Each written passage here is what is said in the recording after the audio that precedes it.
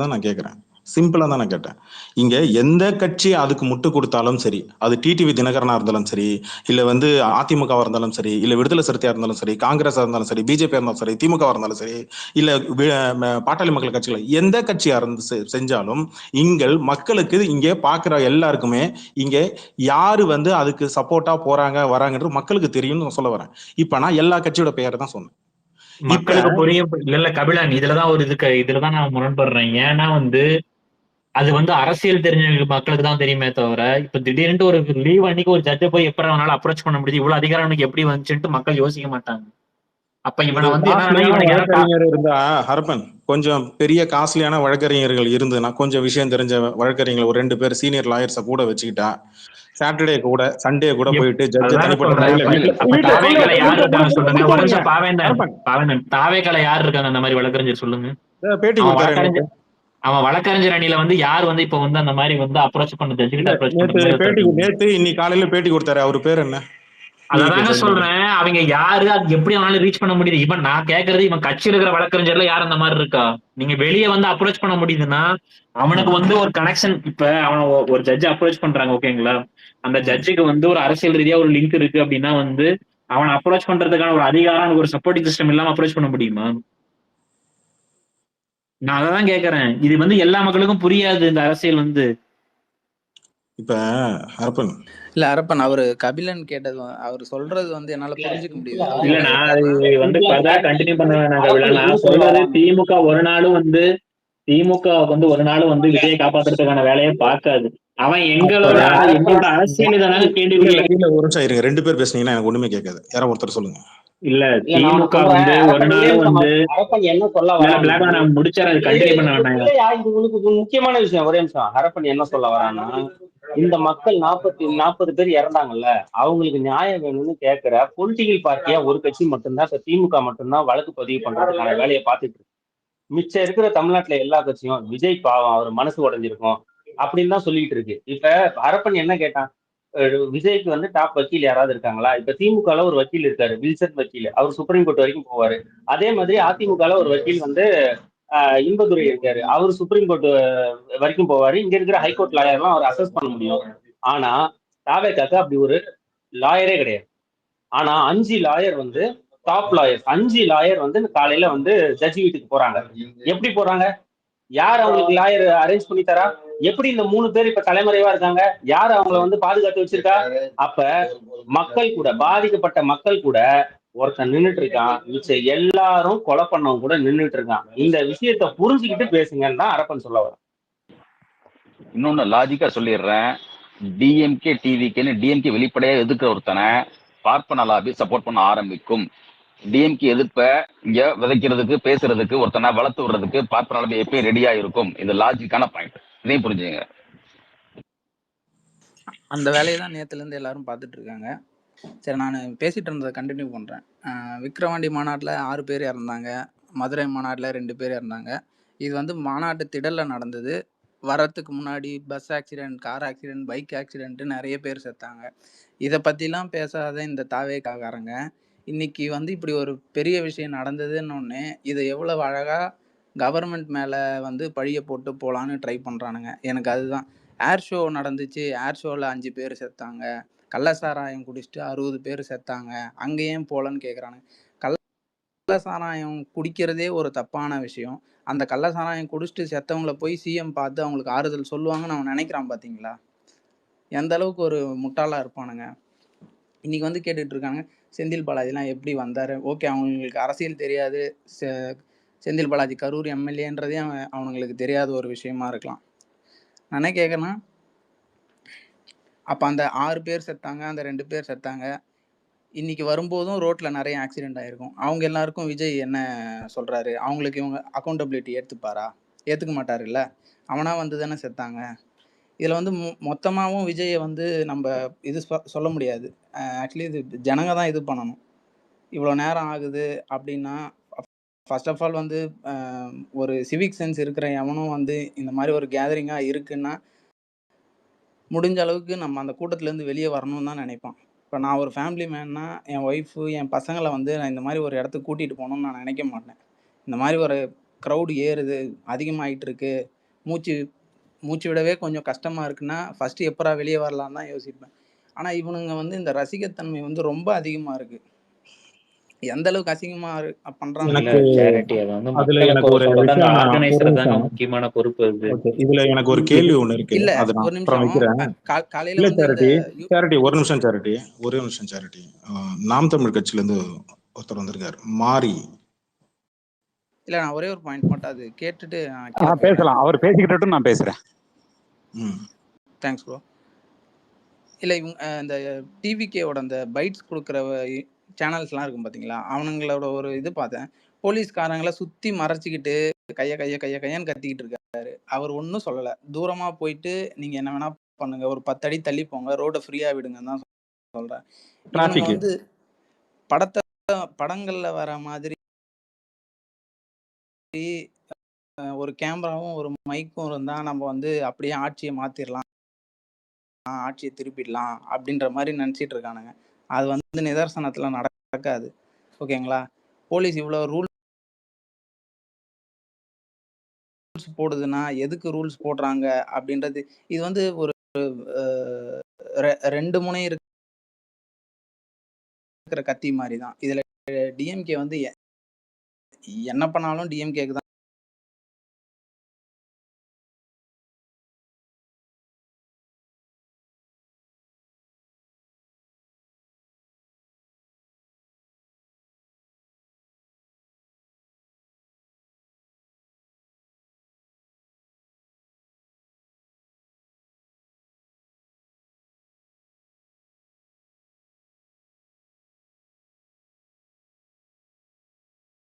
Constitution follow பண்ணி லா படி தான் போகும். எனக்கு சரி. திமுகவுக்கு எதிரா ஈஸியா ஒரு இதை வந்து திருப்பி விட்டுற முடியாது. அதனாலதான் நேத்து முதல்வர் என்ன சொன்னாருன்னா, எடுத்தவங்கலாம் முடிவெடுக்க முடியாது, அரசியலாக்காதீங்க, நாங்க வந்து தனிநபர் ஆணையம் அமைச்சிருக்கிறோம், அந்த ரெக்கமெண்டேஷன் என்ன வருதோ அதுக்கேற்ற மாதிரி முடிவெடுப்போம் அப்படிம்பாங்க. சரி. ரெக்கமெண்டேஷன் ரிப்போர்ட்டை கோர்ட்ல ப்ரொடியூஸ் பண்ணுவாங்க. இருங்கப்பா, இந்த கோர்ட்ல ப்ரொடியூஸ் பண்ணுவாங்க. அரெஸ்ட் வாரண்ட் ஜட்ஜி கொடுத்த அப்புறம் தான் அரெஸ்ட் பண்ணுவாங்க. ரிப்போர்ட் வந்தா உடனே அரெஸ்ட் பண்ண நான் மாட்டாங்க. அததான் இப்ப நான் சுருக்கமா நான் சொன்னேன். இல்ல கபிலன், இன்னொரு விஷயம், இந்த மாதிரி சிஸ்டமேட்டிக்கா ஜெயலலிதாவை உள்ள தூக்கி போட்டாலும் ஜெயலலிதாவை இங்க ஊழல் ராணின்னு எந்த ஒரு பொதுத்தளத்துல பேசுறதுக்கான எந்த விஷயம் நடக்கவே இல்லை. அது எப்படி முடியுது? அது எப்படி முடியுது? அரசியல் இதை தாண்டி இங்க ஒண்ணு இயங்கிட்டு இருக்கிறத புரிஞ்சுங்க. அது ஏன் நடக்கல? உள்ள போனவங்க தானே ஏன் ஒரு ஊழல் செஞ்சு உள்ள போன முதலமைச்சர்னு பொதுமக்கள் மத்தியில போய் சேரவே இல்லை? ஏன்னா அவங்க அம்மா மேடம் ஜெயலலிதா சொல்ல மாட்டாங்க. அம்மா இல்ல, பாப்பாத்தி, அவ்வளவுதான். இதெல்லாம் வேணாம், அவாய்ட் பண்ணிக்கோங்க. இது வேணாம். நான் பேசுறேன்.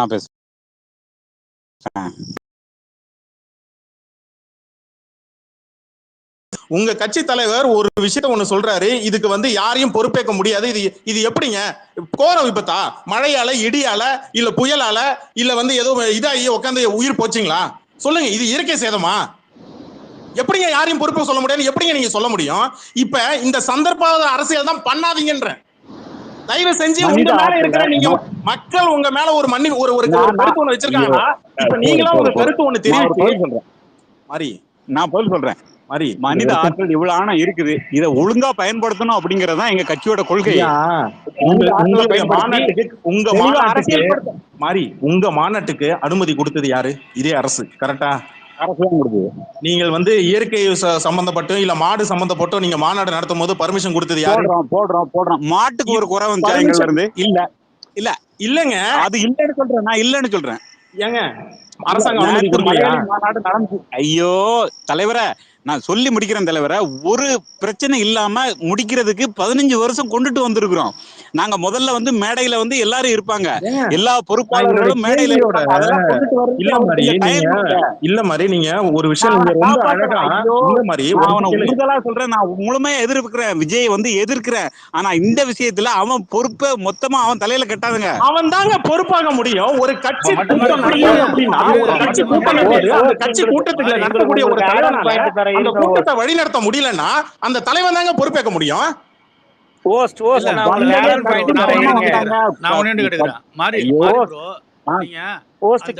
எட்டே முக்காலுக்கு ஏன் வரலன்னு சொல்லிட்டு ஏதாச்சும் ஒரு கட்சி தலைவர் பேசுனாங்களா, இன்க்ளூடிங் சீமானு? என்ன கேள்வி? திருப்பி கேளுங்க தலைவரை, திருப்பி கேளுங்க. என்ன கேள்வி கேட்டீங்க? எட்டே முக்காலுக்கு வர வேண்டிய விஜய் ஏன் வரலன்னு சொல்லிட்டு ஏதாச்சும் ஒரு கட்சி தலைவர் கேட்டாங்களா, இன்க்ளூடிங் சீமானு? இல்ல நான் சொல்றேன், அம்மையார் பிரேமலதா வந்து கரெக்டா பதில் சொல்லியிருந்தாங்க அதுக்கு. அந்த அந்த அம்மா தான் கரெக்டா சொன்னாங்க, அண்ணன் கூட சொல்லல. நான் வருத்தப்படுறேன், நாம் தமிழர் தான் நான் வருத்தப்படுறேன். அந்த பிரேமலதா விஜயகாந்த் வந்து அவங்க சொன்னாங்க, இவர் வந்து கரெக்டான டயத்துக்கு வந்திருந்தாரு அப்படின்னா வந்து இந்த பிரச்சனை நடந்து. எனக்கும் அதான் தோணுச்சு, நானும் ஒத்துக்கிறேன். இந்த நாய் எங்க அண்ணன் ஏங்க அதுக்காக வந்து ஒரு ஒரு தலைவன் உருவாகிறவன் வந்து எல்லாத்தையும் மெயின்டைன் பண்ணணும் அப்படின்னா இவனால முடிய மாட்டேங்குது. அதுதானே நாங்க அடிக்கிறோம், மேடையில வச்சு அடி அடின்னு அடிக்கிறோம். உங்களுக்கு தெரியலையா? விஷயத்தை பெருசுபடுத்தக்கூடாதுன்னு சொல்றாருங்க. நான் வெளிப்படையா குற்றச்சாட்டு வைக்கிறாங்க. இது இந்த முட்டெல்லாம் அப்படிதான் போய் நிக்குது. இல்ல இல்ல மாறி உங்களுக்கு ஜாலியா இருப்பாங்க. உங்க அண்ணனுக்கு தான் அரசியல் நல்லா தெரியும்ல. இல்ல அவன் நல்லா தெரிய போயிட்டாங்க. 8.2% வாக்கு வாங்கி இருக்கிறோம். நான் அப்படி சொல்ல வரேன், அவன் ரசிகர்களை தவற வழி நடத்துறான். இப்ப நீங்க பேச வேண்டியது விஜய் நோக்கி தான் கேள்வி கேட்கணும். அதான் அந்த வழி நடத்துறாங்க. ஒரே ஒரு கேள்வி மட்டும் நான் கேட்டுக்கிறேன். ஆனந்தையும் கைது பண்ணுங்க, தப்பு கிடையாது. கைது பண்ணா என்ன சொல்றேன் கபிலன், இந்த மாதிரி முட்டு கொடுக்குறாரு மட்டும் சொல்றேன். எம்ஜிஆர் ஒரே நிமிஷம் இல்ல மாரிதாஸ் இங்க பாருங்க, நான் ஒரே ஒரு கேள்வி உங்ககிட்ட கேக்குறேன் மாரி, ஒரு நிமிஷம் இருங்க. இப்ப இதே மாதிரி ஒரு மாநாட்டை ரஜினியோ அஜித்தோ நடத்திருந்தா இதே மாதிரி வந்து முட்டு கொடுப்பீங்களா? கற்பனைவாதம் வேண்டாம், கற்பனை பண்ணக்கூடாது. நான் சொல்றேன் இல்ல உங்களோட அரசியல் என்ன நான் சொல்றேன். இதே வந்து அந்த நடிகர்கள் பண்ணியிருந்தா வேற்றுமொழியாளர்கள் சொல்லிட்டு நீ வந்து நீயே உட்காந்து அடிச்சிருப்ப நேரம் உட்காந்துட்டு. நான் சொல்லிட்டு உன்னோட அரசியலே அதுதான். இதே வந்து ரஜினியோ அஜித்தா பண்ணிருந்தா இவங்க வேற்றுமொழியாளர்கள் சொல்லி அடிச்சிருப்பாங்க. விஜயகாந்த் இருந்தாங்க, நாங்க வேற்றுமொழி விஜயகாந்த குடிகாரன் வந்து முத்திர குத்துனது உங்க அண்ணன் தான் தெரியுமா? யாரு எங்க அண்ணனா? அண்ணன் தான் முத்திர குத்துனார் உட்காந்து. இல்ல இல்ல இங்க பாருங்க, வேற மாதிரி போகுது. இது திமுக என்டிகே மாதிரி தான் போகுது. இங்க பாருங்க மாதிரி, நான் இந்த ஸ்பேஸோட ஆரம்பத்திலேயே நான் வந்து சொல்லியிருந்தேன், இங்க இந்த விஷயம் இல்ல, கரூர் விஷயம் இல்ல, எந்த கட்சி, நான் மறுபடியும் சொன்னேன், எல்லா கட்சியும் பெயர் சொல்லியே நான் சொன்னேன், இதுல தயவு செஞ்சு விஜயை காப்பாற்றணும், இல்ல சந்தர்ப்பாவது அரசியல் பண்ணிடாதீங்க நான் சொன்னேன். அதுல எனக்கும் ஹரப்பனுக்கும் இங்க வாக்குவாதம் ஒண்ணு நடந்தது. நீங்க அதை லிசன் பண்ணலையோன்றது எனக்கு தெரியாது.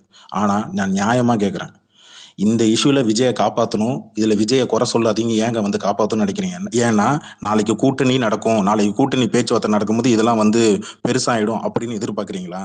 அப்ப உங்க கட்சி மேல உங்களுக்கு எதுக்குங்க விஜய்க்கு ஏங்க நீங்க முட்டு கொடுப்பீங்க? நான் இதுக்கு பதில் சொல்றேன். நான் சத்தியமா நீங்க கேட்ட கேள்வியை முழுக்க நான் லிசன் பண்ணிட்டேன். நான் கேட்கிறேன், இதுவரைக்கும் கிட்டத்தட்ட 150 வேட்பாளருக்கு மேல அறிவிச்சாச்சு. 2026 தேர்தலில் தனியா தான் போட்டி போட போறோம். ஒரு காரணத்துக்காகவும் எக்காரணத்தை கொண்டு விஜய் கூட கூட்டணி முதல்ல எதிர்த்து முதல்ல இது தப்பு, உன்னுடைய ரசிக உறவுகளை இன்னும் ஒரு நிகழ்வு நடந்துச்சு. இங்க பாருங்க,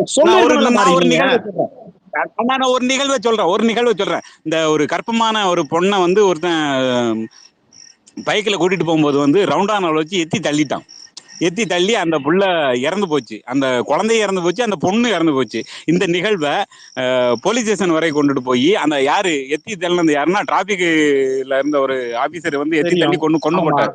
அது தெரியுங்களா? அந்த நிகழ்வுக்கு பிரச்சனை யார் மேல வந்துச்சு தெரியுமா? யார் மேல?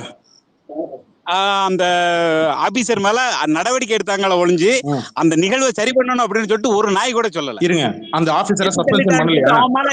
அவனை வச்சு முயற்சி வழக்குல அந்த ஆபீசர் மேல கேஸ் போடலையா? போட்டுட்டு விட்டுட்டாங்க. அதுக்கப்புறம் அந்த வழக்கு நீங்க பாத்தீங்களா? என்னன்னா சொல்றீங்க? என்ன ஜெயில இருக்காரு அவரு?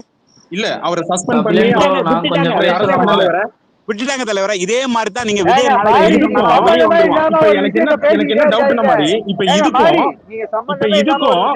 இப்ப இந்த கரூர் விஷயத்துக்கும் என்ன சம்பந்தம்?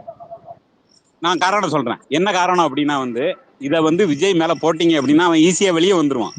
இதுக்கும் எனக்கும் சம்பந்தமே இல்லை. நான் அவங்க சொன்னாங்க, தகவல் சொன்னாங்க அடிப்படையில நான் போயிட்டு வந்துட்டேன் அப்படின்னு சொல்லிட்டு தகவல் சொல்லி வெளியே வந்துறதுக்கு வாய்ப்பு இருக்குது. நீங்க விஜய் மேல உள்ள வன்மத்தை மாத்திரம் வைக்க கூடாது. அதனால கண்டுக்காம விட்டுறணும், விஜய் விட்டுறணும். இல்ல, கண்டுக்காம விட வேண்டாம். ஐயோ, நாங்க அடிக்கிறத விட நீங்க கம்மியா தாங்க அடிக்கிறீங்க. நாங்க அரசியல் மேடைகள்ல மக்கள் மத்தியில வச்சு ஒரு நிமிஷம் மாதிரி நான் ஒண்ணு சொல்லிடுறேன். இங்க இருக்கிற அரசியல் கட்சிகளை அடிக்கிறத விட இங்க இருக்கக்கூடிய ரசிகர்கள் அடிச்சதுதான் அதிகம். ஃபேக்ட சொல்லவா? இங்க அரசியல் கட்சி ஆரம்பிச்ச பிறகுதான் நீங்க அடிக்க ஆரம்பிச்சீங்க. அவன் வேணும் இந்த மாதிரி ஒரு பொதுத்தளத்துல வந்து நான் வரலாற சொல்றேன். விஜய் அரசியல் கட்சி ஆரம்பிச்சதுக்கு அப்புறம் தான் இங்க அரசியல் கட்சிகள் அடிக்க ஆரம்பிச்சாங்க. அரசியல் கட்சி ஆரம்பிக்கிறதுக்கு முன்னாடியே முதல்ல அடிக்க ஆரம்பிச்சது அஜித் ஃபேன்ஸ். அதுக்கப்புறம் இங்க ரஜினி ஃபேன்ஸ் அடிக்க ஆரம்பிச்சாங்க. அதுக்கப்புறம் ஊர்ல இருக்கிற எல்லா நடிகரோட ரசிகர்களும் அடிக்க ஆரம்பிச்சாங்க. அரசியல் கட்சி ஆரம்பிச்சது அதுவும் தன்னுடைய முதல் மாநாடுல தன்னுடைய கொள்கையை சொன்னதுக்கு அப்புறம் தான் சீமான் எடுத்து அடிக்க ஆரம்பிச்சார். தயவு செஞ்சு வரலாறு திருத்தாதீங்க. நான் கேட்கறது ஒண்ணுதான் மாதிரி இந்த விஷயத்துல சரியான விஷயமும் கூட சந்தர்ப்ப அரசியல் பண்ணாதீங்க அப்படிங்கறது தெரியும். இந்த விஷயத்துல சந்தர்ப்ப அரசியல் பண்ணாதீங்க. ஒரு அரசியல் தலைவன் இருப்பவங்க கூட அப்படித்தான் இருப்பான். யாரு என்ன அப்ப கொண்டுட்டு உங்களுக்கு மக்களை பத்தி கவலை கிடையாதா? நினைப்போமா? அப்ப உங்களுக்கு மக்களை பத்தி கவலை கிடையாதா? செத்து போனது 40 பேரு மக்கள் கூட இழுத்து விடுறீங்க. செத்து போனது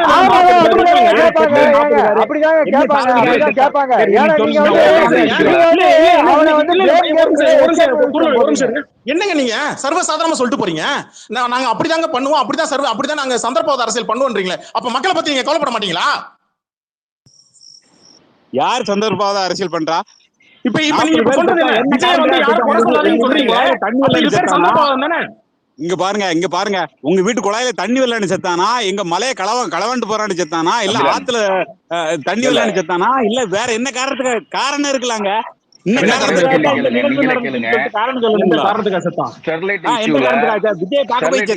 எடப்பாடி மேல தடை கொடுத்தது அவர் தமிழர்ங்கிற காரணத்துக்காகவா? அது தப்புன்னு சொல்லிருக்கானா சீமான்? ஏன் சொல்லல? அவனை தூக்குல தொங்க வைப்போம் அப்படின்னு சொல்லிட்டு அறிக்கையே இருக்குது. நான் காட்டட்டுமா? ஹலோ, அப்படி எடப்பாடியை கைது பண்ணுவாங்க. ஏங்க நான் உறுதலா சொல்றேன், ஆட்சிக்கு வந்தேன் அப்படின்னா எங்க அண்ணன் கைது பண்ணுவான்னு சொல்லிட்டு கொடுத்த அறிக்கை இருக்குது. மாறி நான் கேட்கறது சிம்பிளான சாதாரண ஒரு கீழே லிசன்ல அரசியலே தெரியாதவங்களுக்கு கூட புரியும். ராக்கு அவுட்டா பரம்பரை வரேன். நான் கேட்கறது இங்க கீழே லிசன்ல இருக்கிற அடிப்படை இருக்கிறவங்களுக்கு கூட புரியும். இங்க பாருங்க, பொதுமக்கள் இங்க உங்க வீட்டு கல்யாணத்துக்கு நீங்க கூப்பிடுறீங்க, இங்க எல்லாம் வரான், அங்க செத்துறான். இப்ப கல்யாணத்துக்கு கூப்பிட்டது யாரு சொல்லுங்க? மனசாட்சி இருந்தா அப்படிதான் பேச மாட்டேன். கல்யாணத்துக்கு கூப்பிட்டான்னு சொல்லிட்டு யாரு? விஜய் வந்து உங்களை கல்யாணத்துக்கு சொல்லுவீங்க. இல்ல அதே மாதிரி தானே அண்ணன் கூப்பிடுறாரு, எல்லாரும் ஒழுங்கா போறான். இதுக்குதான் அரசியல் படுத்தன்னு சொல்றான். ஐயா, உங்க மாநாட்டுல 10 மாடு வந்து செத்து போச்சு. யார் சொன்னா? யாரையா சொன்னா?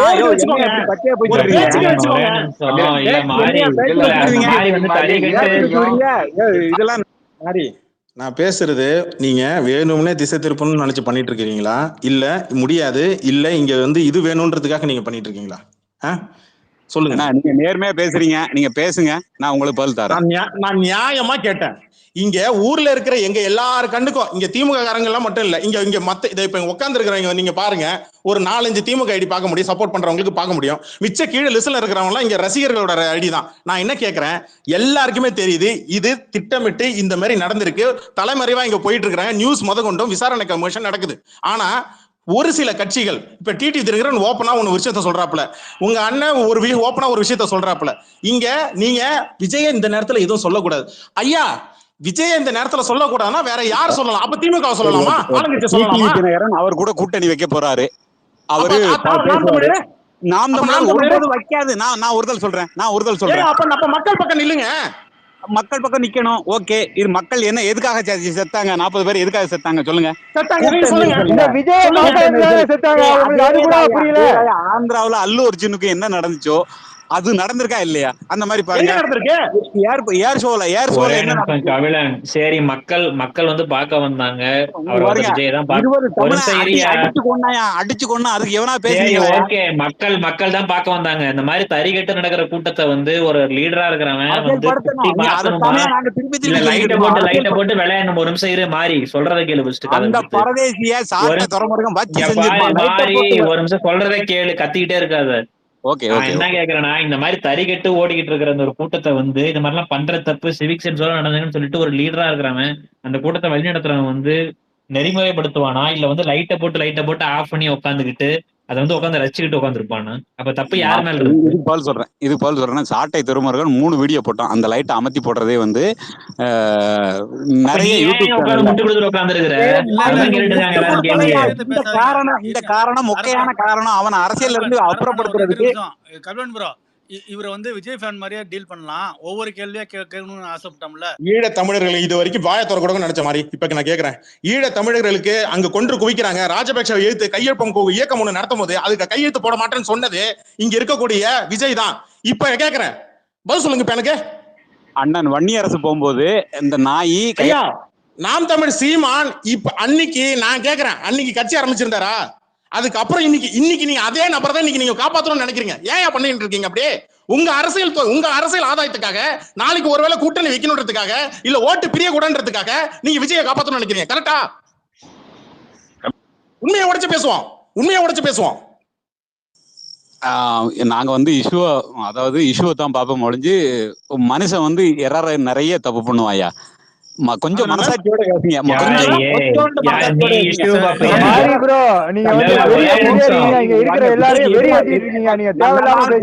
பதில் சொல்ல தமிழன் உண்மையாவே அந்த உணர்வு இருந்ததுன்னா நான் ஓப்பனா கீழே இருக்கிற மத்த நாம் தமிழ் கட்சிக்கு மேல வாங்க, நான் ஒரே ஒரு கேள்வி கேட்கிறேன், இதுக்கு மட்டும் எனக்கு பதில் சொல்லுங்க. நான் மாதிரி 40 பேர் அங்க பச்சை குழந்தைங்க எல்லாம் செத்து கிடக்குறான், எதனால செத்தாங்கன்றதா உங்களுக்கு முக்கியமா? அப்ப உசுறு முக்கியம் இல்லையா?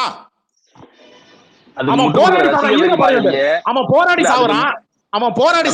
ஒரு நிமிஷம் இருங்க பாருங்க, நான் அதிகமா டைம் எடுத்து தான் ஆகணும். நான் பேசி ஆகணும், நான் தான் பேச முடியும். நான் என்ன கேட்கற மாதிரி, இங்க அவன் போராடி சாவறான், இல்ல ஏதோ ஒரு ஆக்சிடென்ட் ஆகி கூட்டத்துல நெருங்கி சாவறான், கூப்பிட்டு நீ வரேன்ற தெரிஞ்சுதான் நீ ஊர் முழுக்க சொல்ற நான் வரேன் அப்படின்னு. நான் வரேன் விஜய் தான் நீ பஸ்ல ஒட்டி வச்சிருக்கிற. அந்தந்த மாவட்டத்தில் இருக்கக்கூடிய குழந்தைகள், பெண்கள், வயசான பெண்கள், இல்ல வயசுக்கு வராதவங்க எல்லாருமே அங்க வந்து நிக்கிறாங்க. அப்படின் போது அந்த கூட்டத்தை தலைமை நடத்தி வழிகாட்டுதல் பண்ண வேண்டியது ஒரு கட்சியோட தலைமையோட பொறுப்பு. பர்மிஷன் கேட்டது நீனு, கேட்டதை கொடுக்கலன்னா அரசியல் பண்றீங்க, எங்களை அரசாங்கம் கண்டு பயப்படுதுன்னு சொல்றீங்க. அதனால அவங்களும் கொடுக்குறாங்க. இன்னும் சொல்ல போனா அதை விட பெரிய இடமும் கொடுக்குறாங்க. அதே இடத்துல அதிமுக கூட்டம் நடத்துது, அந்த இடத்துல எந்த பிரச்சனையும் வரல, அதை விட கூட்டம் கம்மியாவதாவே இருக்கட்டும். இங்க இருக்கக்கூடிய எல்லா கட்சிகளும் ஒரு பாயிண்ட் ஆஃப் ஒன்று விற்கிறாங்க. அப்படின் போது அவங்க கிட்ட நான் நேரடியாக கேட்கிறேன், இப்போ உங்ககிட்ட நான் கேட்கிறேன், இங்க செத்த அந்த 40 பேருக்கு விஜய் காரணம் இல்லைன்னு சொல்ல வரீங்களா? ஆமா இல்ல சொல்லுங்க. புரிதலா விஜய் மட்டும்தான் காரணம்னு சொல்லிட்டு அவனுக்குள்ள அடைக்கிறது ரொம்ப விமர்சனம் பண்ணக்கூடாதுன்னு ஏன் வந்து சொல்றீங்க? பாருங்க, அவன் தலைக்குள்ள அவன் ஒரு மயிருக்கும் பெறாதவங்க, ஒரு மக்கு மத்தவங்க எல்லாம் தப்பிச்சுக்கிடுவாங்கல்ல. இனிமே வரப்போறவன் இன்னொரு சினிமா நடிக்க இங்க வரக்கூடாதுன்னு சொல்லிட்டு முடிவெடுத்து என்ன பேச விடுங்க. அவர் கேள்வி கேட்டார், நான் பதில் சொல்றேன். என்னங்க நீங்க ரசிக வரிக்கு அதுக்கு சமமான கேவலமான இனவெறியோட முட்டு கொடுக்கிறது. அது இப்ப மாறி பண்றது அதுதான். இல்ல இஷ்யூ பேசுறதா நாங்க பாப்போம் அப்படிங்கறாரு. அவுட்டா பரம்பரை ராக்கு அப்புறம் ஏன் ஆந்திராவுல நீங்க வந்து ரொம்ப நேரமா தப்பா அப்ரோச் பண்றீங்க. இல்ல இவரெல்லாம் இஷ்யூ தாம் தமிழர் கட்சி வந்து இஷ்யூ பேசுறா வந்து அப்ரோச் பண்ணுங்கிறது என்ன இருக்கு தெரியுமா?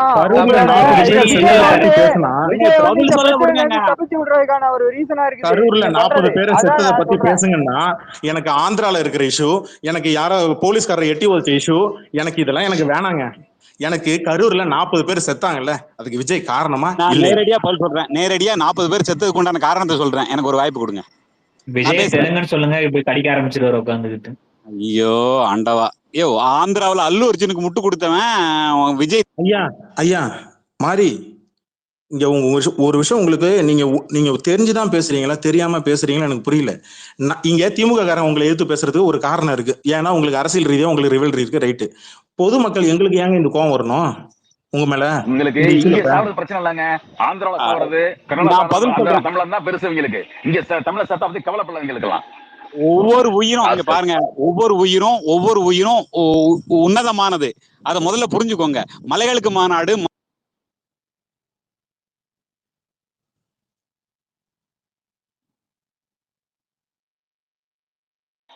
பேசுறீங்களா? யாரும் பேசல. இல்ல இஷ்யூ பேசுறதா எல்லா பிரச்சனையும் அனுபவம் சொல்லிட்டு நான் பேசுறேன் பேசிட்டு இல்ல நான் ஒரு நிமிஷம் கேள்வி கேட்டீங்க, நான் பதிலா இல்ல பிரதர், நான் ரொம்ப எல்லாம் கேட்க மாட்டேன் பிரதர். எனக்கு எனக்கு 2-3 கேள்விதான் இருக்கு. இப்ப எல்லா கட்சியும் நீங்க பேசும்போது நானே மியூட் போடுவேன், தயவு செஞ்சு என்ன மியூட் ஆக்காதீங்க. Okay okay okay. இப்ப எல்லா கட்சிக்காரங்களும் வந்து கட்சி தலைவர்களும் போய் பார்த்திருக்காங்க. நீங்க கட்சி தலைவர் போனாதான், உங்க விஜய் போனாதான் பிரச்சனைன்னு சொல்றாங்க. ஏன் அந்த கட்சியில இருக்கிற அந்த கரூர்ல இருக்க யாருமே போல? சரிங்களா? இப்ப என் வீட்ல ஏதாவது ஒரு பிரச்சனைனா நான் தான் போய் போராடுவேன் ஒழிய, என் வீட்ல ஏதோ ஒரு பிரச்சனை, ஒரு விசேஷம் வைக்கிறேன், என் வீட்ல பிரச்சனை வந்துருச்சு, சரியா? நான் தான் களத்துல இறங்கி போராடினேன். நீங்க களத்துல இறங்கி எத்தனை பேர் போராடினீங்க?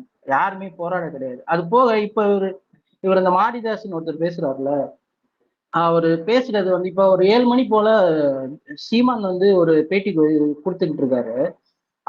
அவர் வந்து ஒரு 2 மாசத்துக்கு முன்னாடி விஜய பத்தி பேசின விஷயமும் இப்ப பேசுற விஷயமும் ரொம்ப மாறுபட்டு இருக்கு. என்ன? ஹலோ, நான் பேசுறது கேக்குதா?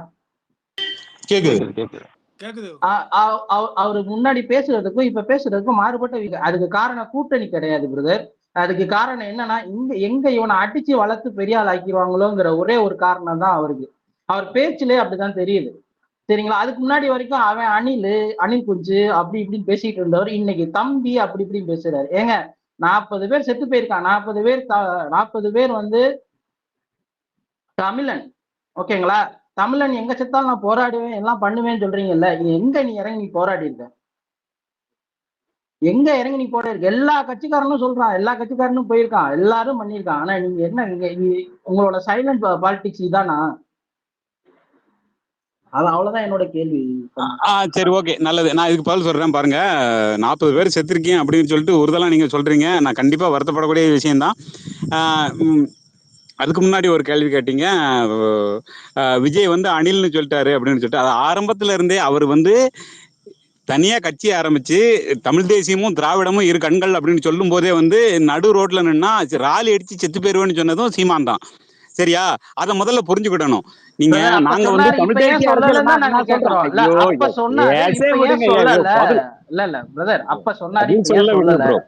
நீங்க பேசும்போது நீங்க நான் குறுக்கிடவே இல்லை, நான் மியூட் போட்டு கேட்டுக்கிட்டு இருந்தேன். அங்க பாருங்க, என்ன சொல்லணும்னு அவர் நான் சொல்லியே கேட்க மாட்டாரு. சரியா? நம்ம எல்லாரும் மண்டைக்கும் அவர்கள் யோசனை எல்லாம் இருக்காது. சரியா? இங்க வந்து அரசியல் படுத்தப்படணும் அப்படிங்கறதுல எந்த மாற்றமும் இல்ல. எல்லாரும் அரசியல் படுத்தப்படணும். திமுக காரங்களும் அதிமுக காரங்களும் தாவேகா காரங்களும் எல்லாரும் அரசியல் படுத்தப்படணும். அரசியல் தான் ஒரு வாழ்வியல் மாதிரி, அறிவியல் புவியியல் இந்த மாதிரி வாழ்வியல் அப்படிங்கறத மாறி இது வந்து நீங்க அவங்களுக்கு இந்த பாசப்பற்றைய ஏதோ ஒண்ணு நடத்துறீங்க, அங்க சொல்லுங்க ப்ளீஸ். இப்ப இங்க இது வேண்டாம். இல்ல, இது பிரச்சாரம் இல்ல.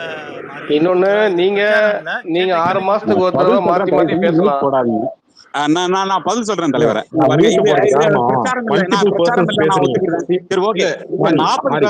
பாருங்க, நான் எப்படி பாக்குறேன் அப்படின்னா, இங்க பாருங்க, நாம் தமிழர் கட்சி சார்பா ஒரு தரப்பு வந்து முன்னெடுக்கிற ஒரு சார்பான ஒரு இதுவாவே அந்த கேள்வி அவர் கேட்கல. அவுட்டா பரம்பரை கேட்ட கேள்வி என்ன தெரியுங்களா?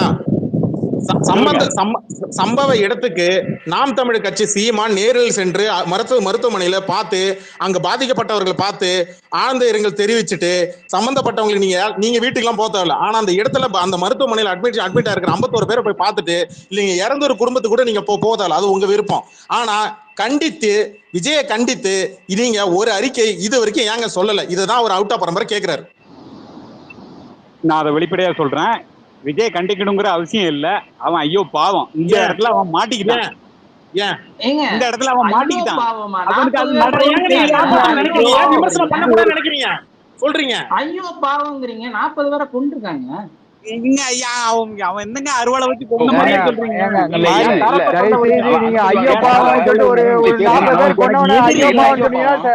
எதிரி கூட உதிரி இல்ல. அவன் கேட்ட நேரத்துல அவன் சொன்னதை போய் பேசுறான் என் மீட்டிங்க்கு. எல்லாமே அவன் பக்கம் சரியா செஞ்சுட்டான்.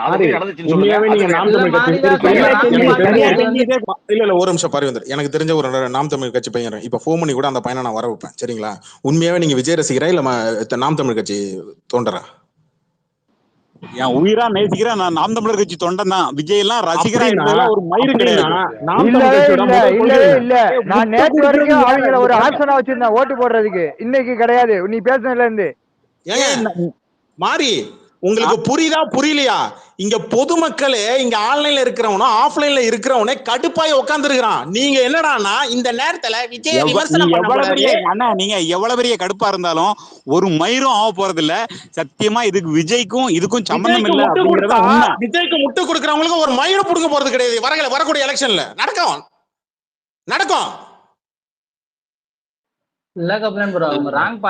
அரசியல் சம்பந்தமா பேசணும்னா வந்து நான் இந்த இடத்துல அடிக்க கூடாது அப்படிங்கிறது என்னோட நோக்கம். சரிப்பட்ட முறைமை இல்ல. இந்த இடத்துல அவனை அடிச்சு பிரயோஜனமே இல்ல, 10 பைசா பிரயோஜனமே இல்ல. அடிச்சா அவங்க சீமானோட பெரியவன் ஆயிரும். அதான் இந்த இடத்த அடிச்சா அவனுக்கு அறிவு வரும். இல்ல இன்னும் 40 பேரா செத்துக்கிட்டு இருப்பாங்க. உனக்கு புரியுதா இல்லையா? மாரியா என்னவா எனக்கு வாயில நல்லா வருது. இல்ல தலைவரை நான் சீரியஸா சொல்றேன். இந்த இடத்துல அவனை அடிச்சீங்க அப்படின்னா அவன் வந்து செத்து தான் போவான். விஜய்ங்கிற ஒரு நான் சிம்பிளா நான் சொல்லி முடிச்சிட்டேன். நாம் தமிழ் கட்சி டிவி கேக்கு முட்டு கொடுத்தா என்டி கேக்கு ஓட்டு கிடையாது. Open challenge. இல்ல நாம் தமிழர் கட்சி இல்ல, எனக்கு என்டிகே ஓட்டு வேண்டாம், திமுக ஓட்டு வேண்டாம், அதிமுக ஓட்டு வேண்டாம். இங்க பாருங்க, யாரு முட்டு கொடுத்து காப்பாத்தணும்னு நினைக்கிறாங்களோ அவங்களுக்கு மக்கள் ஓட்டு கிடையாது. இப்ப என்டிகேக்கு ஓட்டு கிடையாது. என்ன பண்ணுவீங்க? ஆமா, நீங்க தான் ரெஃபரன்ஸ். நீங்க ஸ்பேஸ் போட்டு ஒண்ணு கிழிக்க முடியாது. அப்புறம் என்ன மைத்துக்கு அங்க நாம் தமிழ் ஸ்பேஸ் போட்டு உட்கார்ந்து இருக்கீங்க? என்ன மைத்துக்கு அப்புறம் வந்து உட்காந்து பேசுறீங்க? நான் உங்க கூட பேசுறேன்ல, ஜாலியா இருக்குல்ல. என்ன உண்மை இருக்குன்னு என்ன உண்மை இருக்குன்னு தெரியுதுல. என்ன உண்மை இருக்கு? ஆமா, ஏன் சார்பா பேசணும்ல. 40 பேர் செத்ததை ஜாலியா கொண்டாடிட்டு இருக்கீங்கல்ல. அங்க பாருங்க, ஜாலியா கொண்டா. இல்ல ராஜபக்சே அங்க உட்கார்ந்து ஈழத்தமிழர்களை கொண்டான்னு சொல்லி கேட்க தெரிஞ்ச வாய்க்கு இங்க இருக்கிற நாய் உட்கார்ந்து கூட்டம் கூட்டி அதுல 40 பேர் செத்துச்சு. எந்த நாய் கேக்குது? ஏன் அந்த நாய் கேட்கல? நீங்க இது ரெக்கார்டிங் பேசலாம் ப்ரோ. உங்க வயல தான் வந்துச்சு ஜாலியா கொண்டாடிட்டு இருக்கேன்னு சொன்னீங்க. இங்க யாரும் ஜாலியா கொண்டாடல. கீழே இருக்கிறவங்க எல்லாம் பார்த்து தான் இருக்காங்க. ரெக்கார்டிங் தான் இது. பேசுங்க. எல்லாரும் பேசதான் உண்மை வரும். பேசுங்க. எப்படி நான் ஜாலியா கொண்டாடணும்னு சொல்லிட்டு கோர்த்து விடுறதுக்கு உண்டான வேலையெல்லாம் பாப்பீங்கன்னு நல்லா பயமா இருக்கா? அதான் வீர சீர புள்ளி இல்ல, பேச கிழிக்க வேண்டியதுன்னா நாங்க கோர்த்து தேவையில்லை. உங்க வாயிலிருந்து வார்த்தை தான். கடந்த காலகட்டத்துல ரஜினி விமர்சனம் பண்ணதெல்லாம் உட்காந்து மறந்துட்டு போல நான் மறக்கல, ஞாபகம் வச்சுக்கிட்டு பேசணும். நான் இன்னைக்கு வந்து என் தலைவன் ஒரு நிமிஷம் நான் ஒண்ணு சொல்லிக்கிறேன், எல்லாருக்கும் ஒண்ணு சொல்லிக்கிறேன். என் தலைவன் அரசியல் கிடையாது, இங்க அரசியல் பேசுறது கிடையாதுதான். நான் இங்க அரசியல் பேசுறது கிடையாது. ஏன் டார்கெட்டிங் டிவிக்கு மட்டும்தான். டிவிக்கு முட்டு கொடுத்து வந்த நீ கெட்ட. நான் தயவு செஞ்சு முட்டு கொடுக்கல. செத்து போனது தமிழர் தானே. அது செத்து போன அரசியல் திராவிடத்தையும் தமிழ் தேசியத்தையும் இரு கண்ணுன்னு சொல்லும் போதே வந்து அவனை செருப்பு கழட்டி அடிச்சு விரட்டிக்கிட்டு இருக்கிறோம். அதை முதல்ல புரிஞ்சுக்கோங்க. ஒரு விடுதலை போராட்டத்தையும் இருங்க தலைவர், ஒரு விடுதலை போராட்டத்தையும் 40 பேர் இறந்ததையும் ஒன்னா பேசுறது வந்து ரொம்ப அருவருக்கத்தக்கது. அதை பேசாதுங்க. அப்படி பேசுறது வந்து அருவருக்கத்தக்கது. மக்கள் செத்து போய்க்கிறாங்க. அதுதான் சினிமா தரத்தை விட்டு ஒழிக்கணும். வந்து என் மக்களை சாகடிச்சீங்க. இங்க என் மக்கள் யார் சாகடிச்சா? திமுக சாகடிச்சா இல்ல அதிமுக சாகடிச்சா? நான் இன்னும் சொல்லாம என்னடா சொல்லுவாங்க? நீ பாக்குற வேலை என்ன? எச்சு வேலை நக்கி தொலைக்கிறேன். அவனை போயிட்டு ஒரு நடிகனுக்கு நக்கி தொலைக்கிற அசிங்கமா இல்லையாண்டா? அதை விட கேவலமா மேடையில திட்டி பேசிருக்கிறேன். அதனாலதான் சொல்றேன். பாத்தீங்களா, அவனை அதை விட கேவலமா பேசியிருக்கிறான். ஒரு கேடுகட்ட ஜனநாயகவாதி. 200 கோடி வச்சிருக்கிறான். 200 கோடி மாதிரி. ஒரே கேள்வி, இந்த கூட்டத்துல நடந்ததுல விஜய் மேல தப்பு இல்ல, அதானே கீழே லிசனர் இருக்கிறவங்க கேட்டுட்டோம். எஸ், அதுக்கு அவனும் ஒரு காரணமா இருந்துட்டு போட்டுமே. அவன் மேல இருந்துட்டு போட்டுமேன்னு ஒண்ணு பொண்டாட்டின்னு சொல்லணும், இல்லைன்னா ஃப்ரெண்டுன்னு சொல்லணும். பொண்டாட்டி மாதிரி எல்லாம் சொல்லிட்டு கூடாது. இங்க கரூர்ல நடந்த அந்த விபத்துக்கு, சாரி நான் என் வாயிலிருந்து விபத்துன்னு வருது பத்தியா, அந்த கரூர்ல நடந்த இழப்புக்கு யார் பொறுப்பு? அவன் மட்டுமே பொறுப்புன்னு சொல்ற. யார் முதல் குற்றவாளி? அரசியல் படுத்தாம அரசியல் கட்சி ஆரம்பிச்சதே தப்பு. சரி, யார் முதல் அடிக்கணும்? அவன் அரசியல் கட்சி ஆரம்பிக்கல. எனக்கு அதெல்லாம் எனக்கு அந்த இதெல்லாம் வேணாம். ஐயா மாதிரி இங்க பாருங்க, நீங்க எல்லாம் அவரு கூட உறவு கொண்டு போது நாங்க அடிச்சிட்டு இருக்கோம். இங்க வந்து நீங்க அவருக்கு நாங்க எப்ப அடிக்கணும்ன்றது கிளாஸ் எடுத்து இருக்காங்க, புரியுதுங்களா? நீங்க எல்லாம் உறவா இருக்கும் போது நாங்க அடிச்சுட்டு தான் இருக்கோம். அவரும் ஒன் ஆஃப் த காரணம் இல்ல, அப்புறம் எதுக்கு மட்டும் கொடுக்குறீங்கன்னா கேள்வி. ஒருத்தன் டைம் கீப் பண்ண மாட்டேங்கிறான். அந்த சூழ்நிலையை காரணம் பண்ணுன்னு சொல்றேன். தலைவர் தான் இன்னைக்கு சீமான் கட்சி கீழே ஏதாவது பாருங்க, இன்னைக்கு சீமான் கட்சியில நடந்துச்சுன்னா சீமான் தான் எல்லாம் கேட்பாங்க. அவன் தான் நீங்க என்ன சொல்ற? இருங்க நீங்க என்ன சொல்ற? இருங்க நான் நீங்க என்ன சொல்றீங்க? திருச்சியில ஏன் ஃபேஸ் தான், Trichy south west east north south எல்லாம் ஏன் ஃபேஸான்றீங்கல்ல? நீதான்றல. இது வரைக்கும் கட்சி கூட்டத்துல இது வரைக்கும் வந்து பேசுற இடத்துல அந்த ஊர் சம்பந்தப்பட்ட ஒரு இரண்டாம் கட்ட தலைவர் யாராவது ஏத்தி வச்சு அவர் பேசியிருக்காரா? இல்ல. அப்போ உனக்கு தான் எல்லா லைட்டும் ஊமையெல்லாம் பண்ணணும். அப்ப இன்னைக்கு ஒரு துயரம் நடக்கும்போது நீ ஏன் ஓடுற? அவன் ஓடுறது கூட பரவாயில்ல, ஓடிட்டான், பயந்த வழி விட்டுலாம், அதை நீங்க காப்பாத்துறீங்க பாத்தீங்களா? அங்கதான் எங்க சந்தேகம் வருது. எங்க சந்தேகமா அங்கதான் வருது. அவன் ஓடியாச்சு, அது விடுங்க, நைட் அங்கதான் இருந்திருக்கா போல, கேட்க செய்தியாளருக்கு ஒரு பதில் சொல்லலாம், ஓடிட்டா போல. ஆனா அவனை காப்பாற்றணும்னு தோணுது இல்ல? அவனை வந்து நான் காப்பாத்துறேன்னு நினைக்காத. நீங்க அந்த டோனி தான் பேசுறீங்க. நீங்க அந்த டோனி தான் பேசுறீங்க. அவனை அடிச்சு ஓட விடுறதுக்கு இது வாய்ப்பு இல்லன்னு சொல்றேன். இது இல்ல, இது இல்ல.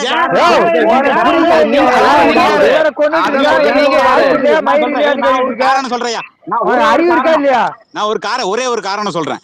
இது இல்ல அவனை அடிக்கிறதுக்கு. அவனை அடிச்சு வெளியே வரணும் அப்படின்னா வந்து அதிமுகவை திமுக அப்படிங்கிற 2 திராவிட கட்சிகளை வெளியே அனுப்பிட்டு அதுக்கப்புறம் அவனை வச்சு ஓட விடணும். எவனை வெளியே அனுப்பிட்டு நீ என்னனாலும் பண்ணிட்டு போ. இவனை அடிக்கும் போது இடைவெளிக்கே வர முதல். அதாவது சார் என்ன சொல்ல வர்றாருன்னா, 40 உயிர் செத்தாலும் யாரும் கண்டுக்காத, அரசியல் தேர்தல வரும், எங்களுக்கு ஓட்டு போடுங்க திராவிட. இப்ப இதுல யார் அரசியல் பண்றா? யார் அரசியல் பண்றா? இல்ல ஒரு நிமிஷம் அபிலன் ப்ரோ, ஒரு நிமிஷம் நான் பேசிக்கிறேன். சாரி, அது ஆக்சுவலா என் டர்ன் வரும்போது தான் பேசணும். பட் இப்போ நான் வந்து பேசிக்கிறேன். கையெல்லாம் தூக்காதீங்க, பேசுறதா பேசுங்கப்பா. என்கிட்ட பர்மிஷன் மாரி ப்ரோ, இப்போ இந்த விஷயத்துல உங்களோட தலைவர் பேசுங்க. இல்ல இப்ப இந்த விஷயத்துல உங்களோட தலைவர் சீமான் வந்து விஜய் மேல மட்டுமே முழு இது இல்ல அப்படின்னு சொல்லிட்டாரு. அதனால வேற வழி இல்லாம நீங்க அவர் சொன்னதை வந்து இங்க கொடி பிடிச்சிட்டு பண்ணிட்டு இருக்கிறீங்க. நான் கேக்குறேன், உங்க தலைவர் எல்லா நேரமும் இது, இந்த வார்த்தைக்கு என்ன மன்னிச்சாலும் சரி, இல்ல என்னை அபியூஸ் பண்ணாலும் எனக்கு பிரச்சனை இல்லை, நேரத்துக்கு எப்படி பாய் மாத்தி பேசுறாரு? அன்னைக்கு என்னடானா விஜய் அரசியலுக்கு வரதுக்கு முன்னாடி அவர் என் தம்பி, அவர் என் கொள்கையிலேயே வரலன்னா கூட நான் அவரை ஆதரிப்பேன், அவரை நான் வந்து கொள்கையிலேயே ஏத்து நிப்பேனே தவிர அவன் என்னைக்குமே என் தம்பி தான் சொல்லிட்டு இன்னைக்கு நீ ரோட்ல அடிபட்டு சாவ, நீ கூத்தாடிடானா நான் என்ன கேட்கிறேன், சீமான் யாரு இதுக்கு முன்னாடி? அரசியல் கட்சி ஆரம்பிக்கிறதுக்கு முன்னாடி சீமான் யாரு? ஏங்க நீங்க ரஜினி, நான் டைரக்டர் ரஜினி ரசிகன் கிடையாது, கபிலன் மாதிரியோ இல்லை இவங்கள மாதிரியோ. ஆனா நீங்க ரஜினி வயசுக்கு அவரோட அரசியல் திசைத்தான் தான் அப்ப அவர் வரேன்னு சொன்னப்போ உங்களுக்கு பிடிக்கலன்னா நீங்க அதை விமர்சிச்சிருக்கலாம். இந்த சாட்டை துரைமுருகனுக்கு என்னென்ன பேச்சு பேச விட்டு உங்க சீமானுக்கு என்ன தெரியாத? சாட்டை துரைமுருகன் எல்லாத்துக்கும் விளக்கம் கொடுக்குறேன், பதில் கேட்கறீங்களா? நடிகர் ரஜினிகாந்த் அதே என் தலைவனை நேர்ல போய் பார்த்து கையை கட்டி கூட இருந்து போட்டோ எடுத்துட்டு ஐயா ரஜினிகாந்த் அவர்கள் சொல்லி பெருமையா பேசினதும் அதே சீமான் வாய் தான் இல்லையா? நான் எங்க தலைவன் பக்கத்துல கூப்பிட்டு வச்சு இங்க நாகரிகமா அவர் கூப்பிட்ட அந்த மரியாதைக்காக தான் இன்னும் வரைக்கும் நான் பொறுமையா நான் போயிட்டு இருக்கிறேன். நல்லா புரிஞ்சுக்கோங்க மாதிரி, புரியுதுங்களா? ரஜினி சொல்லிடுறேன், இல்ல ஒண்ணு சொல்லிடுறேன், நான் இங்க ரஜினி ரசிகரோட ஹெட் கிடையாது. நான் இங்க யாரும் எந்த ரஜினி ரசிகரும் ஹெட் கிடையாது. என் தனிப்பட்ட ஒரு விஷயம் நான் சொல்லிடுறேன். பொறுமையா பதில் சொல்றேன். நீங்க கேட்ட கேள்வி புரிஞ்சிருச்சு. இல்ல உங்களுக்கு புரியாது, நான் சொல்றதை கேளுங்க. நான் மறந்துடுவேன் மாதிரி, நான் கேட்டுட்டேன்னா நீங்க தாராளமா பேசுங்க. உங்க எல்லாம் இங்க இருக்கிறவங்களுக்கு எல்லாத்தையும் நான் மைக் கொடுத்தா நீங்க கேக்குற கேள்விக்கு என்ன பதில் சொல்ல விட மாட்டேங்கிறீங்க. அதை முதல்ல புரிஞ்சுக்கோங்க. அவர் பேச விட்டுட்டு அதுக்கப்புறம் பேசி அவர் பாதியிலே பேசிட்டு இருந்தா யாரு கேப்பா? இடையில பேசுனா யாரு கேப்பா? நீ வேணா ஸ்பேஸ் போட்டு தனியா போட்டு பேசு மாதிரி. அதேதான் நீங்க நானும் சொல்றேன், நீ தனியா போட்டு பேசலாம்ல மாதிரி. நீ இங்க வந்து பேசிட்டு இருக்க மசகுட்டி ஒரு நிமிஷம் இருங்க. இந்த தனி மனித தாக்குதல் ஹெவியா டர்ட்டி பாலிடிக்ஸ் அதை முதல்ல இங்க ஆரம்பிச்சு பெரிய லெவல்ல புள்ளியா சொல்லி போட்டுது அப்படின்றது என்டிகே அப்படின்னு சொன்னா நீங்க என்ன பண்ணுவீங்கன்னா பதிலுக்கு நீங்க ஒரு பாயிண்ட் எடுத்து வந்து வைப்பீங்க. இந்த அரசியல் பண்றதுக்கு நான் இங்க மற்ற அரசியல் கட்சி கிடையாது. திமுகவோ அதிமுகவோ பிஜேபியோ இந்த கட்சி நான் கிடையாது. நான் கட்சி சாராதவன். இது உங்களுக்கு சொல்லணும்னு அவசியம் இல்லை. நான் இங்க என்ன கேட்கறேன்னா சிம்பிள், இந்த தலைவரை நீங்க கடந்த காலகட்டத்தில் எப்படி விமர்சனம் பண்றீங்க? உங்க கட்சியில இருக்கக்கூடிய துரைமுருகன், சாட்டை துரைமுருகன் எப்படி விமர்சனம் பண்றதுக்கு அப்புறம் எல்லாமே தெரியும். எல்லாம் பதிவா இருக்கு. என்னங்க நீங்க கல்யாணம் பண்ண போதுமா? முதல்ல நடத்த வேணாமா? வெயிட் பண்ணுங்க. பொறுமையா நானும் பொறுமையா பேசிட்டே இருக்கிறேன். இல்ல முடிச்சுங்க. இவர் பேசுறத நாங்க முழுசா கேட்கணும், நாங்க பேசுற முழுசா கேட்க மாட்டீங்களா? இல்ல ஓகே, அவர் என்னையே இன்னும் முழுசா பேச விடல. நான் கேட்ட கேள்வியே முடிக்கல. அவர் அதுக்குள்ள எங்கேயோ போயிட்டு எல்லாருமே யார் பேசினாலும் உடனே முதல்ல அரை இதுல பேசும்போதே அரை இதுல முடிக்கிறீங்க. ஏன் முழுசா கேள்வி கேட்டா அந்த கேள்வி கீழே மக்கள் போய் ரீச் ஆகக்கூடாதுன்னா, இல்ல இங்க டாபிக்கை டைவர்ட் பண்ணணும்னா, விஜயை வந்து யாரும் இங்க தொட்டக்கூடாது, இல்ல நாம் தமிழ் கட்சியோட இங்க விஜய் வந்து பிரதமரே முதல்ல வந்து ட்வீட் போட்டாரு, நேத்து தலைவர் ட்வீட் போட்டாரு, இந்தியால இருக்கிற முக்கியமான ஹோம் மினிஸ்டர்ல இருந்து எல்லாரும் ட்வீட் போட்டாங்க, நாம் கட்சியை தவிர மீது எல்லாரும் பெருமையா பேசுறாங்க, நம்மளை விட வளர்ந்துட்டாங்க அப்படின்னு வகுத்தரிச்சலா, கோவமா? அதனாலதான் இப்ப விஜய் தொடக்கூடாதுன்னு காப்பாத்துறீங்களா? அப்ப நீங்க அரசியல் நேரத்துல உங்களுக்கு சப்போர்ட் பண்ணணும், நாங்க விஜயை எதிர்க்கணும். அப்ப எதுக்கு இப்ப நீங்க ஆதரிக்கிறீங்க விஜய? கூட்டணி கணக்கு தானே, இந்த மானகட்ட கூட்டணி கணக்கு தானே. எத்தனை வருஷம் உட்காந்து நின்று, இத்தனை வருஷம் நின்று காளையம்பால் ஏன் கட்சியில இருந்து வெளில வந்துச்சு? நான் உங்க கட்சி பிரச்சனை வாக்கு வாய் விட்டு கேள்வி கேட்டனா என்ன கேள்வி கேட்பீங்க? எனக்கு தேவையான வேலையா? தேவையான வேலையாது இல்ல இல்ல இல்ல இல்ல மாதிரி இப்ப உங்க ஸ்டாண்ட் சொல்லட்டுமா? இல்ல மாரிதாஸ் இருங்க, நானே இன்னும் கேட்டு முடிக்கல, இருங்க. இப்போ அன்னைக்கெல்லாம் கூத்தாடின்னு சொன்னவரை நேத்துக்கு வந்து அவர் செஞ்சது அவர் மேல முழு தப்பெல்லாம் ஏத்துக்க முடியாது அதுங்கிறாரு. ஏன் இந்த டைம்ல வந்து விஜயோ இல்ல விஜய் சார்ந்தவங்களுக்கோ திராவிட கட்சிகள் மேல ஒரு வெறுப்பு இருக்கும். இந்த நேரத்தை நம்ம சரியா யூஸ் பண்ணிட்டு இப்பயாச்சும் விஜய் நம்மள்ட்ட ஏதாவது கூட்டணிக்கு வருவாரான்னு எதிர்பார்க்கலாம். அப்ப வந்தா நாளைக்கே வந்து விஜய் புனிதராக்கிடுவீங்க. அப்ப உங்களுக்கு ஒருத்தன் இருங்க, நான் பேசும்போதெல்லாம் குறுக்க பேசாதீங்க. புரியல, நேத்து காலையில பிச்சைக்காரன் தான் சொன்னான். நேத்து காலையில பேசணும்ல எப்படிங்க? உங்களுக்கு உங்களுக்கே இது கொஞ்சம் கூட எதுவுமே கிடையாது. இன்னைக்கும் பிச்சைக்காரன் தான் இருங்களேன் கொஞ்சம் இருங்களேன். இன்னைக்கும் பிச்சைக்காரன் தான் அவன். அதாவது கருத்து பிச்சை, கருத்து இல்லாதவன் பிச்சைக்காரன். ஐயோ தெய்வமே, கேள்வி கேட்கறது கேள்வி கேட்டுக்கிட்டே போறங்க, கேள்வி கேட்கறது கேள்வி கேட்டுக்கிட்டே போறங்க, பதில் சொல்ல விடுங்க. கருத்து பிச்சைக்காரன் தான் அவன். நான் உறுதலா இருங்க. ஒரு நிமிஷம் இருங்க ராக்கு, யாரோ ஒரு நிமிஷம் இருங்க, பதில் சொல்லுங்க. இப்பவும் சொல்றேன், அவன் கருத்து பிச்சை தான். உண்மையிலே அவன் பிச்சைக்காரன் தான். ஒரு காசுக்கும் உதவாத தமிழக அரசியல்ல இருந்து களைந்தெடுக்கப்பட வேண்டியவன் விஜய். நான் ஒருதலா ஒத்துக்கிடுவேன். இந்த அரசியல் களத்துக்கு அவன் வந்திருக்கவே கூடாது. அவன் தப்பி தவறி யார் பொறுப்புப்பா? நேத்து நடந்ததுக்கு நான் சொல்ல வரேன். இத இந்திய அரசியல் அமைப்பு பிரதமர் மோடியில இருந்து ராகுல் காந்தியில இருந்து நீங்க பேசும்போது நான் அமைதியா இருந்தேன். பாருங்க நடந்தது யார் பொறுப்பு? கடைசி வரைக்கும் அமைதியா இருங்க. யாரோ ஒரு நிமிஷம் இருங்க. நேத்து நடந்ததுக்கு யார் பொறுப்புன்னு கேக்குறாப்புல, ராக்கா தான் கேட்க வராப்புல. அதுக்கு ஷார்ட்டா சொல்லிட்டு நீங்க போங்க. நான் எங்க ஒருத்திக்கும் போக முடியும். அவ்வளவுதான் பதில். ஷார்ட்டா பதில் ஆமா இல்ல அதோட முடிங்க. போஸ்ட் என்னன்னு கேட்டு சொல்லுங்க. ஒரு பதில் தான் வரணுங்க. இந்த 10 நிமிஷம் விளக்கெல்லாம் கேட்க ரெடியா இல்ல. ஆண்டவர் மாதிரி பேசிட்டு இருக்க கூடாது. நீங்க அந்த ஒரு என்ன பாசப்பட்டறையே ஏதோ